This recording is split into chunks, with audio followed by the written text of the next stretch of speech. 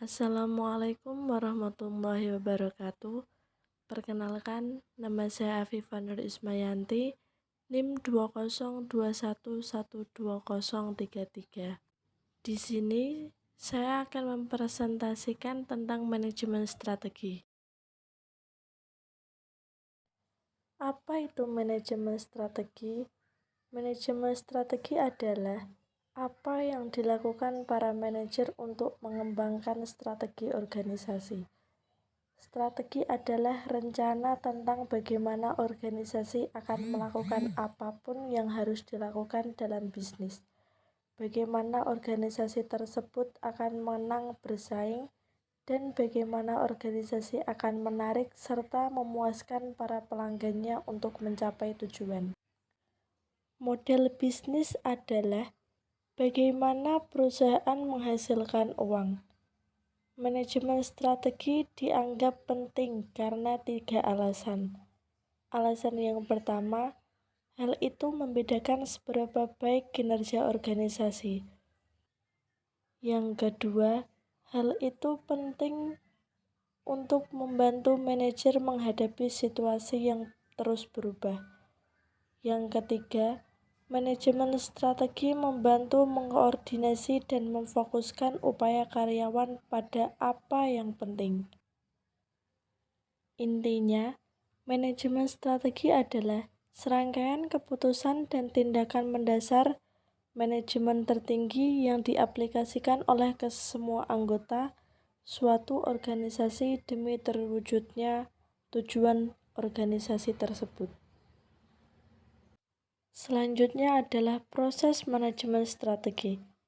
Ada 6 langkah dalam proses manajemen strategi. Langkah yang pertama, identifikasi misi, tujuan, dan strategi saat ini. Yang kedua, pelaksanaan analisis eksternal. Yang ketiga, pelaksanaan analisis internal. Yang keempat, pemformulasian strategi. Yang kelima, pengimplementasian strategi. Yang keenam, pengevaluasian strategi. Langkah kedua dan ketiga secara kolektif dikenal sebagai analisis SWOT. Kekuatan adalah semua aktivitas yang dilakukan dengan baik oleh organisasi atau sumber daya unik yang dimilikinya. Kelemahan adalah aktivitas yang tidak dapat dijalankan dengan baik oleh organisasi atau sumber daya yang diperlukannya, tetapi tidak dimiliki. Peluang adalah tren positif di lingkungan eksternal. Ancaman adalah tren negatif. Berikutnya adalah strategi korporat. Dengan strategi pertumbuhan, organisasi memperluas jumlah pasar yang dilayani atau produk yang ditawarkan, baik melalui bisnis yang sudah ada saat ini atau bisnis baru. Jenis strategi pertumbuhan meliputi konsentrasi, integrasi vertikal atau backward and forward, integrasi horizontal, dan diversifikasi atau yang berhubungan dan tidak berhubungan. Dengan strategi stabilitas, organisasi tidak melakukan perubahan yang signifikan dalam apa yang dilakukannya. Kedua strategi pembaharuan, pengurangan biaya, dan pemutarbalikan memperlihatkan kelemahan organisasi yang menyebabkan penurunan kinerja. Strategi kompetitif. Pertama, menggambarkan peran keunggulan kompetitif. Kedua, menjelaskan 5 model kekuatan Porter. Ketiga, menggambarkan 3 strategi kompetitif Porter. Keunggulan kompetitif organisasi adalah apa yang membedakan organisasi, keunggulan uniknya. Keunggulan kompetitif perusahaan merupakan dasar untuk memilih bisnis yang tepat atau strategi kompetitif. 5 model kekuatan Porter menilai 5 kekuatan kompetitif yang mendekati peraturan persaingan dalam waktu industri, ancaman pendatang baru, ancaman produk pengganti, daya tawar pembeli, daya tawar pemasok, dan rivalitas saat ini. 3 strategi kompetitif Porter adalah kepemimpinan biaya atau bersaing atas dasar memiliki biaya terendah dalam industri, diferensiasi atau bersaing atas dasar memiliki produk yang unik yang dimiliki secara luas oleh pelanggan, dan fokus atau bersaing dalam segmen yang sempit baik dengan keunggulan biaya maupun keunggulan diferensiasi. Masalah manajemen strategi saat ini. Fleksibilitas strategi yaitu kapabilitas untuk menyadari perubahan lingkungan eksternal yang utama, berkomitmen pada sumber daya secara cepat, dan menyadari ketika keputusan strategi itu tidak berhasil, merupakan hal yang penting karena ketika keputusan strategi tidak berhasil, manajer sering menghadapi lingkungan yang sangat tidak pasti. Manajer dapat menggunakan strategi e-business untuk mengurangi biaya, mendiferensiasikan produk dan jasa perusahaannya, atau membidik atau berfokus pada kelompok pelanggan khusus atau menurunkan biaya dengan menstandarisasi fungsi kantor tertentu. Strategi e-business yang penting lainnya adalah strategi click and bridge yang menggabungkan lokasi online dan toko tradisional. Manajer strategi dapat mengambil strategi yang lebih berorientasi pada pelanggan, termasuk memberikan apa yang mereka inginkan, berkomunikasi secara efektif pada pelanggan, dan menerapkan budaya yang menekankan layanan pelanggan. Manajer strategi dapat menerapkan strategi yang lebih inovatif, termasuk memutuskan penekanan inovasi organisasinya atau riset ilmiah dasar, pengembangan produk, atau pengembangan proses, dan menetapkan waktu inovasinya atau penggerak pertama atau pengikut. Yang terakhir adalah isu-isu manajemen. Yang pertama, keunggulan yaitu manajer mampu menganalisis kekuatan, kelemahan, peluang, dan ancaman dari sebuah organisasi tersebut, dan manajer telah siap untuk memformulasikan strategi yang tepat, yaitu strategi penggalian kekuatan organisasi dan peluang eksternal. Contohnya seperti perusahaan berukuran besar cocok menggunakan strategi kompetitif karena memberikan keunggulan kompetitif pada perusahaan dan mempunyai banyak alternatif ketika mengambil keputusan strategi.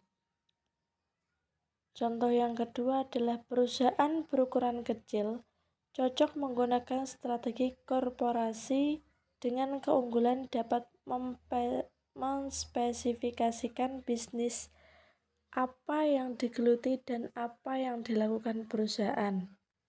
Perusahaan nirlaba cocok untuk menggunakan strategi pertumbuhan, mempunyai keunggulan yaitu digunakan sebuah organisasi yang ingin mengembangkan jumlah pasar yang dilayani atau produk yang ditawarkan.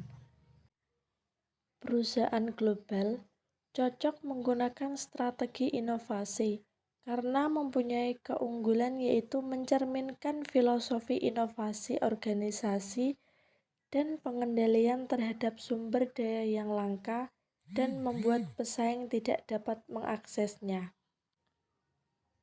Kedua, setuju. Bagi organisasi nirlaba, melaksanakan apa itu konsep keunggulan kompetitif sama pentingnya dengan organisasi yang bertujuan mencari laba. Karena dengan konsep keunggulan kompetitif, organisasi nirlaba akan dapat menunjukkan lebih baik dari organisasi nirlaba lain. Sebagai contoh, sebuah lembaga pendidikan yang melakukan perbaikan mutu pengajaran dan meningkatkan sarana agar dapat menghasilkan lulusan murid dengan nilai dan karakter yang bagus, sehingga dapat meningkatkan kualitas dari lembaga pendidikan itu sendiri. Karena dengan berhasilnya usaha tersebut akan menjadi daya tarik bagi donatur-donatur untuk memberikan sedikit kucuran dana, dan dari dana tersebut dapat digunakan untuk biaya operasional atau merenovasi fasilitas lain agar lebih baik lagi. Ketiga, perkembangan etika dalam analisis atas lingkungan internal dan eksternal organisasi harus dimasukkan karena etika dalam organisasi memunculkan hubungan antara organisasi dengan pihak eksternal dan internal. Hubungan organisasi dengan karyawannya adalah untuk menghasilkan standar perilaku tertentu yang dianggap etis. Keempat, internet dapat membantu manajer dengan cara menjual barang-barang secara online. Misalnya Dell melopori model bisnis yang baru untuk menjual komposisi secara langsung kepada konsumen melalui internet. Jadi, Dell bisa menghasilkan uang dengan cara tersebut. Ketika manajer berpikir mengenai strategi, mereka harus berpikir mengenai viabilitas ekonomis dari model bisnis perusahaannya. Yang kelima adalah ada beberapa misi. Misi yang pertama adalah misi PepsiCo, adalah menjadi perusahaan produk konsumen terkemuka di dunia yang berfokus pada makanan dan minuman siap saji. PepsiCo mengejar misinya dengan strategi korporasi yang menempatkan pada bisnis yang berbeda. Yang kedua, misi Facebook adalah utilitas sosial yang menghubungkan Anda dengan orang lain. Yang ketiga, misi National Heart Foundation of Australia adalah mengurangi penderita dan kematian akibat penyakit jantung, stroke, dan pembuluh darah di Australia. Yang keempat, misi Nutrisi Food adalah berusaha untuk menjadi pioner dan memimpin dalam member solusi kepada pelanggannya untuk meraih kehidupan yang lebih sehat, lebih nikmat dan penuh arti, baik untuk saat ini maupun di masa yang akan datang. Yang kelima, misi Coca-Cola adalah memberi kesegaran kepada pelanggan dan konsumen dengan rasa bangga dan semangat sepanjang hari setiap hari. Demikian presentasi yang dapat saya sampaikan. Mohon maaf apabila ada salah kata. Wassalamualaikum warahmatullahi wabarakatuh.